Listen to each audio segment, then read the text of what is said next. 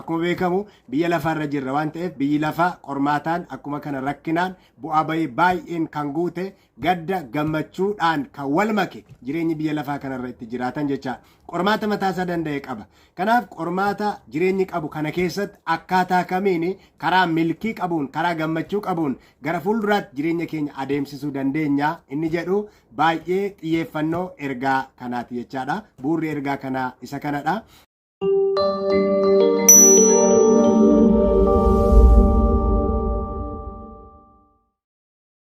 Jireenya karaa milkii qabuun gaggeessuuf qabxiilee bu'uuraa 10 mata duree jedhu kutaa tokkoffaasaa torban darbe isiniif qabadhe dhiyaachuun kun yaadatama. Jaallatamtootaa fi kabajamtoota hordoftoota sagantaa keenya nagaaniif araarri waaqayyo bakkaaf iddoo jirtan hundumaatti isiniif haa ta'u jecha ani warra nan beekneef luba Eeliyaas Addunyaan jedhama. Jaalattanii yeroo keessan kennitanii sagantaa keenya waan daawwattaniif waaqayyo ayyaana isaa isiniif haa baay'isu jechuun barbaada. Yeroo jalqabaaf tajaajila keenya kana argachaa kan jirtanii subscribe gochuudhaan akka isin maatii taatan asumaan isin yaadachiisuun barbaada. Subscribe godhaa maatii ta'a jechuun barbaada. Jesus Method Ministiriin karaa adda ta'een gara fuulduraatti tajaajila adda addaa mul'ata gurguddaa ta'e qabatee isin tajaajiluudhaaf qophiirra kan jiru sagantaa baay'ee barbaachisaa ta'edha. Kanaaf mul'ata keenya bira dhaabachuudhaaf eebba karaatti tajaajila kana waaqayyo isiniif qopheesse argachuudhaaf subscribe godhaa maatii ta'a isiniin jechuun barbaada. Kanaaf subscribe gochuun eegala. Gara qo'annaa keenya guyyaa har'aatti yommuu darbinu egaa akkuma yeroo darbe waliin dubbanne jireenya karaa milkii qabuun gaggeessuuf qabxiilee bu'uuraa 10 kan jedhu wal wajjiniin jalqabneerra. Biyya lafaa kanarratti egaa waan hundumaarra kan caalu jireenyi waan hundumaa caala. Jireenyi salphaa miti. Akka salphaatti kan ilaalamu miti jireenyi waaqayyo biraa kan namaaf kennamu kennaadha. Yeroo itti jalqabu qaba, yeroo itti immoo xumuramu qaba jireenyi jechaadha. Kanaaf namni tokko hin dhalata. Gaaf tokko immoo edda dhalatee yeroodhaaf jiraatee booddee gaaf tokko biyya lafaa kanarraa hin darbu.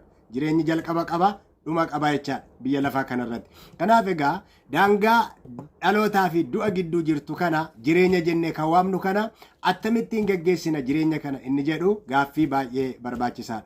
Namoota tokkoof jireenyi kun milkii qaba, namoota kaaniif immoo milkii hin qabu. Akkuma beekamu biyya lafaarra jirra waan ta'eef biyyi lafaa qormaataan akkuma kana rakkinaan bu'aa bahii baay'een kan guute gadda gammachuudhaan kan wal make jireenyi biyya lafaa kanarra itti jiraatan jecha qormaata mataasaa danda'e qaba.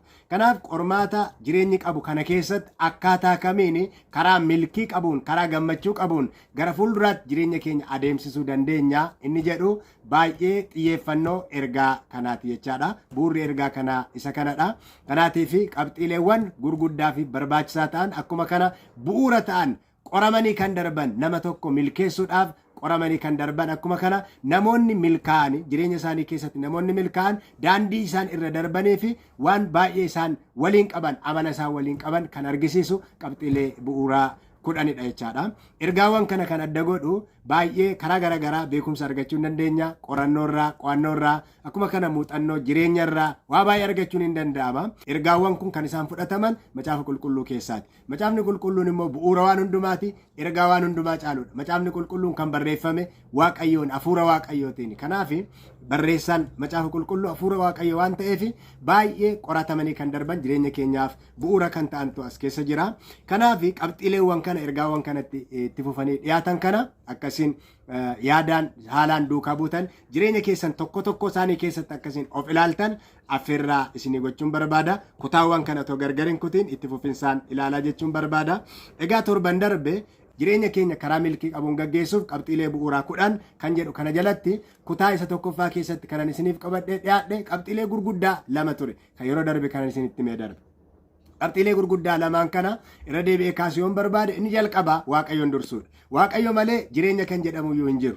Amma waa'ee jireenya haasofna, waa'ee jireenya milkii qabu haasofna. Sana dura garuu waa'ee waaqayyo haasa'uun barbaachisaadha. Maaliif jireenyi kan dhufu waaqayyo harkaati waan ta'eef jireenya kan kennu waaqayyo. Jireenya kan itti fufsiisu waaqayyo. Jireenyaaf milkaa'ina jireenyaatiif bu'uura kan ta'u madda kan ta'u ka'umsi inni jalqabaa waaqayyoodha. Jalqabatti waaqayyoodha. Yoo waaqayyo hin taane jireenyi homaa tokkollee ta'uu hin danda'u. Yoo waaqayyoon hin taane jireenyi waan tokkollee hiika qabaachuu hin danda'u. Yaadatti yoo ta'e macaafa qulqulluu keessaa macaafa faarfannaa boqonnaa 127 lakkoofsa 1 maal jedha seetanii Waaqayyo biyya eeguu yoo baate warri isa eegan akkasumaan dadhabaa bulu. Waaqayyo mana ijaaruu yoo baate warri isa ijaaran akkasumaan dadhabu jedha. Kana jechuun asirraa maal hubannaa? Jalqabni waan hundumaa, hangafni ka'umsi waan hundumaa Waaqayyo akka ta'e argina. Jireenya keessattis immoo akkuma kanadha. Jireenyi Waaqayyoon malee homaa tokko miti. Hiikkaa hin qabu jechaadha. Kanaaf Waaqayyo jireenya keenya keessatti bu'uura ta'uu qaba, isaan gaafa ta'uu qaba. Inni lammaffaan immoo maal kan jedhu ilaallee turre kadhannaadha. Kadhannaan baay'ee akkuma kana baay'ee barbaachisaadha. Waaqayyo jireenya keenya kan inni gaggeessu, waan barbaannu kan inni nuuf kennu, hawwii keenya kan inni nuuf kennu, mul'ata keenya biraan kan inni nu ga'u Waaqayyo karaa kadhannaati. Maaliif abdiin sagalee Waaqayyo keessatti nuuf kenname maaltu jira? Kadhadhaa isiniif kennama, barbaadaa hin argattu, balbala rukutaa isiniif banama kan jedhu waadaa sagalee Waaqayyo keessatti nuuf kennamedha. Kanaaf kadhannaan baay'ee murteessaadha. Baay'ee murteessaadha. Milkii jireenya keenya keessatti barbaannuuf kadhannaan baay'ee murteessaa akka ta'e isa darbe keessatti ilaalleerra. Har'a immoo ergaa isa sadaffaa irratti yeroo fudhadhee isin wajjiniin yeroo qabaachuu barbaada. Ergaan inni sadaffaaniif baay'ee barbaachisaa ta'e har'a wal wajjiniin ilaallu Waaqayyo irratti amantii qabaachuudha. Amantiidha inni har'a immoo. Qabxiin inni sadaffaan milkaa'ina jireenya keenyaatiif bu'uura ta'e amantiidha. Amantiin baay'ee murteessaadha buloota. Amantii qabaachuu qabna. Irratti amantii qabaachuu qabna. Inni jalqabaaf inni hangafaa ammas Waaqayyo irratti amantii qabaachuutu nu barbaachisa. Mee kutaa kitaaba qulqulluu keessaa amantiin hammam jireenya keenyaaf bu'uura akka ta'e isiniif dubbisuun barbaada. Wanta gooftaan keenya Yesuus Kiristoos sagalee isaa keessatti dhimma amantii ilaalchisee nu barsiise. Maarqos boqonnaa 11 lakkoofsa 22 irraa yommuu dubbiftani, 22 fi 24 irraa yommuu dubbistani wal duraa duubaan nan dubbisa akkas jedha. Yesuus immoo deebisee Waaqayyotti amantii qabaadhaa jedhee jedha. Waaqayyotti maal qabaadhaa jedhee? Amantii qabaadhaa jedhe. Waaqayyotti amantii qabaadhaa jedhe. Bartoota isaatiin jedhe gooftaa Yesuus kana. Yeroo Yesuus kana dubbatu bartoota isaatti jireenyi kan isaanitti bitaa galee ture. Kan isaaniif milkaa'uu dide ture. Akkaataa isaan yaadaniin jireenyi isaaniif deemuu yeroo itti dide, yeroo itti isaan gara du'aatti dhiyaatan ture. Karaa otoo deemanii rakkoo guddaan yeroo isaan mudate ture. Jireenya keessatti har'as haala wal fakkaataatu nu mudata, rakkoon nu mudata, gaddi nu mudata, gammachuun nu mudata, wal'aansoo baay'eetu nu mudata. Garuu amantiin baay'ee barbaachisaadha. Amantiin baay'ee barbaachisaadha. Kanaaf amantii qabaadhaa. Waaqayyotti amantii qabaadhaa. Lakkoofsa 24 irraa achuma Maarqos boqonnaa 11 maal jedha? Kanaafis isinittan hima waan kadhattan, waan gaafattanis hundumaa akka waan fudhattanitti lakkaa'aa amanaa isiniif ta'uufis jira jedha gooftaa Yesuus bartoota isaatiin. Baay'ee ergaa dinqisiisaadha kun. Yeroo darbe maal ilaalle? Waa'ee kadhannaa ilaalle ture. Waaqayyoon gaafachuu, Waaqayyoon kadhachuu ilaalle ture. Yommuu gaafattan, yommuu kadhattani, waan gaafattan, waan kadhattan sana akka waan argattanitti maal godhaa jedha? Lakkaatii amanaa jedha. Akka waan harka keessan ga'eetti ilaala. Akka waan harkaan qabdanitti ilaala. Amantiin hiikumti isaa waan ijaan hin argamne tokko akka waan ijaan argamuutti ilaalanii lakkaa'anii fudhachuudha. Kanaaf Yesuus maal jedhee? Waan gaafattan, waan kadhattan akka waan argattanitti amanaa lakkaatii fudhadhaa jedhe. Lakkaa fudhadhaa. Kadhannee gaafanne hamma gaafa argannutti shakkii keessa jiraachuun hin barbaachisu. Amantiin baay'ee barbaachisaa. Baay'ee ergaa guddaa anaaf jireenya koo irratti jijjiirama guddaa fide. Maal jedhe immoo? Yoo gaafattan, yoo amantanii, sana yoo amantanii fudhattan isiniif ta'uuf jira jedhe Waaqayyo. Sagalee Waaqayyoo keessaa kanan baay'ee jaaladhu tokko maal jedha? Waaqayyo sobuudhaaf nama miti jedha. Waaqayyoon sobu akka namaa miti. Yaada isaa hin jijjiiru. Waan dubbateen raawwata Waaqayyo. Waan dubbateen raawwata. Kanaaf nuun gaafadhaa jedheera, kadhadhaa jedheera.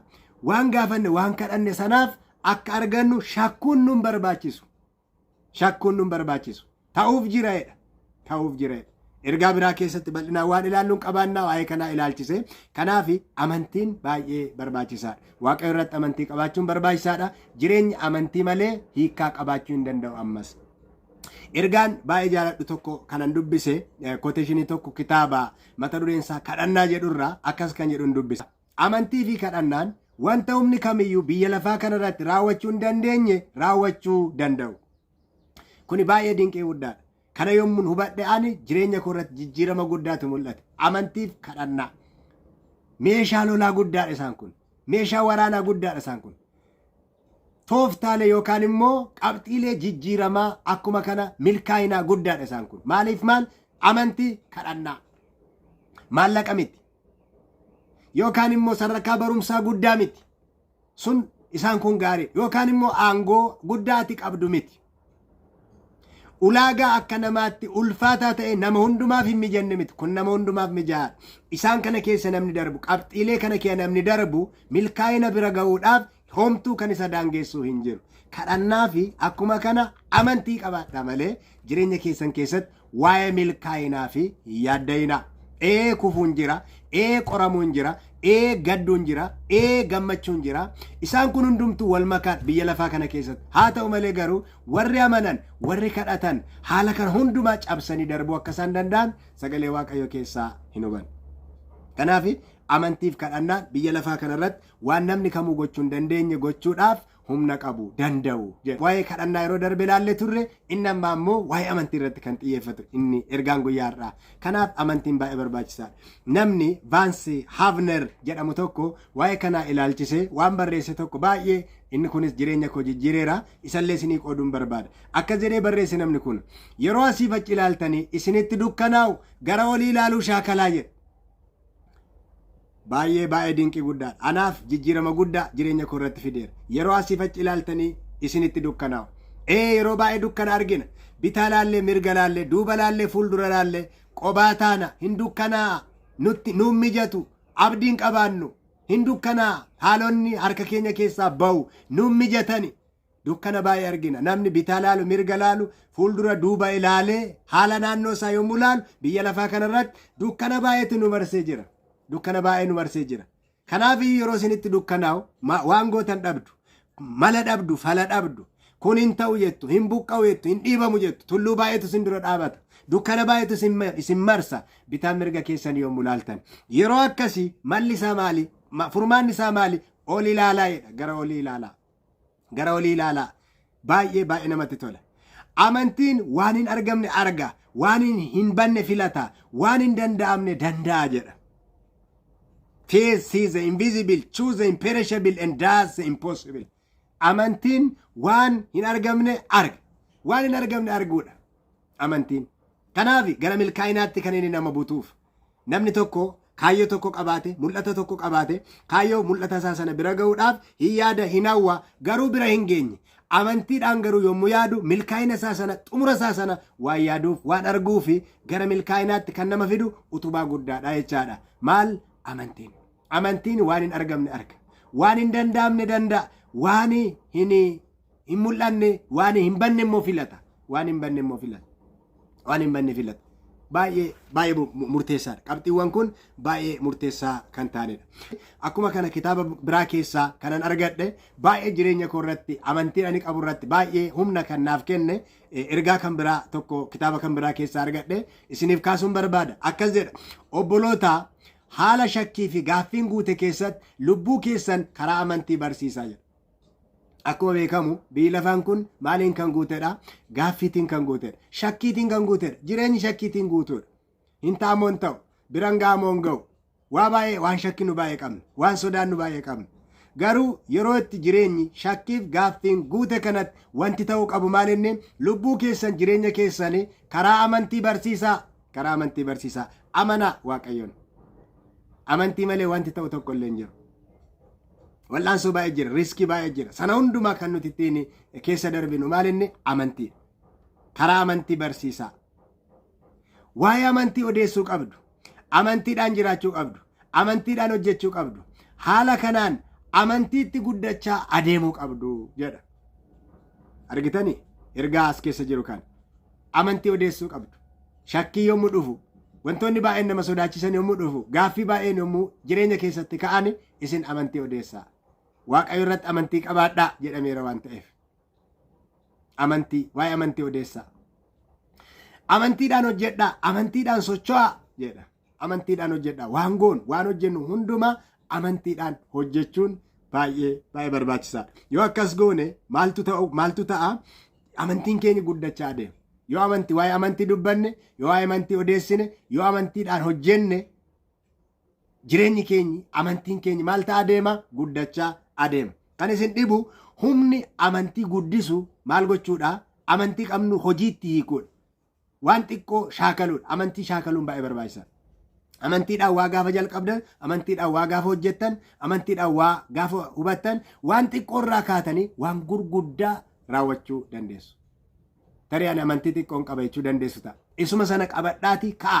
Sana booda amantiin sun waan hojjettan irraa, waan galmaan geessan irraa, milkaa'ina keessan irraa waan baay'ee barachaa deemtu ta'a. Waaqayyo irratti amantii qabaadhaa kan jedhu ergaa baay'ee barbaachisaa ta'e kan guyyaa har'aati. Ayyaanni Waaqayyo gara lubbuu kan dhufu karaa amantii jiraataati. Amantii kan hojjechiisu immoo humni isaa nu harka jira. Ayyaanni Waaqayyo gara lubbuu kan dhufu karaa amantii jiraataati. Amantii malee ayyaanni Waaqayyo illee gara keenya dhufuu hin danda'u. Amantii malee eebba argachuu hin dandeenye. Amantii malee kadhannaa deebii kadhannaa argachuu hin dandeenye. Amantii malee cubbuun keenya dhiifamuu hin danda'u. Amantii malee fayyina argachuu hin dandeenye. Amantiin baay'ee barbaachisaadha. Ergaa kana yommuu hubadhu ani hamma yaadee ol kanaan dura hamma beeku ol jireenya koo irratti jijjiirama guddaa fida. Amantii fayyina keenyaaf amantii, dhiifamuu cubbuu keenyaaf amantii, milkaa'ina jireenya keenyaaf amantii, hojii hojjennuuf amantii, biizinesii raanii goonullee mataa isaa qaban amantii. Baanee galuudhaaf amantii nu barbaachisa obboloota.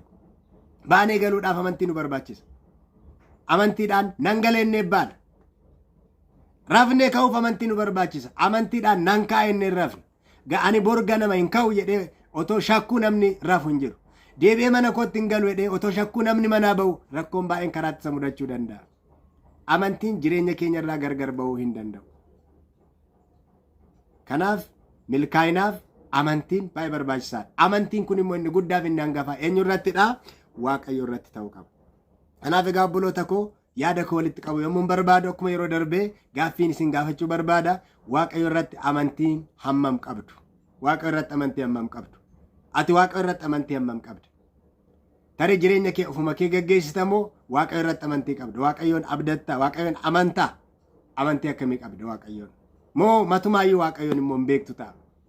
Isa kana ilaaluun barbaachisaadha. Amantiin baay'ee barbaachisaadha. Waaqayyo irratti amantii hin qabaannu yoo ta'e jireenyi keenyi eessayyuu ga'uu hin danda'u. Dukkana keessatti hafna jechaadha. Kana keessaa akka baanuuf Waaqayyo ayyaana isaatiin hunduma keenya haa gargaaru. Waaqayyo irratti amantii qabaadhaa. Qabxiilee sadii gurguddaa isinitti meera. Inni jalqabaa fi inni hangafa Waaqayyoon dursuudha. Inni lammaffaan immoo Waaqayyoon kadhachuudha. Inni sadaffaan immoo Waaqayyo irratti amantii qabaachuudha. Qabxiiwwan kana sadan keessa yoo deemne gara milkaa'inaatti adeemaa jirra jechaadha. Kutaa isaxxaanuuf tarkaanfii isaxxaanu yeroo kan biraa isiniif qabadheen dhiyaadha. Turtanii amma ammaatti waan hordoftaniif Waaqayyo ayyaana isaa isiniif haa baay'isu.